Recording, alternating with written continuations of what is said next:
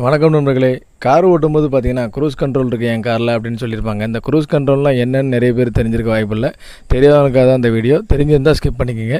Cruise கண்ட்ரோல்னால் என்ன, cruise control எப்படி work ஆகுது, க்ரூஸ் கண்ட்ரோலால் என்ன பெனிஃபிட் அப்படின்றது அந்த வீடியோ ஸ்கிப் பண்ணாமல் முழுசாக பாருங்கள். இந்த வீடியோ பிடிச்சிருந்துச்சுன்னா உங்கள் ஃப்ரெண்ட்ஸுக்கு ஷேர் பண்ணுங்கள், மறக்காமல் லைக் பண்ணுங்கள், நம்ம சேனலுக்கு சப்ஸ்கிரைப் பண்ணுங்கள். வாங்க இப்போ க்ரூஸ் கண்ட்ரோல்லாம் என்னன்றதை பார்க்கலாம். க்ரூஸ் கண்ட்ரோல்லாம் பார்த்தீங்கன்னா ஆக்சிலேட்டரே பண்ணாமல் கான்ஸ்டண்ட்டாக ஒரே ஸ்பீடில் போகிறதுக்காக தான் அந்த க்ரூஸ் கண்ட்ரோல்னு சொல்லுவாங்க.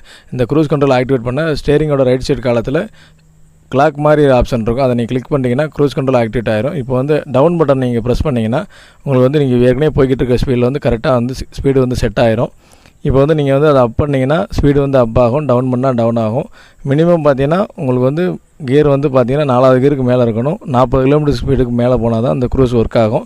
நீங்கள் ஸ்பீடு கான்ஸ்டண்ட்டாக க்ரூஸை கேன்சல் பண்ணுறதுக்கு நீங்கள் கேன்சல் பட்டனை கிளிக் பண்ணிங்கன்னா போதும், ஆட்டோமேட்டிக் கேன்சல் ஆயிரும். அப்படி இல்லைனா ஆக்சிலேட்டரோ பிரேக்கோ நீங்கள் ப்ரெஸ் பண்ணிங்கன்னா ஆட்டோமேட்டிக் க்ரூஸ் கேன்சல்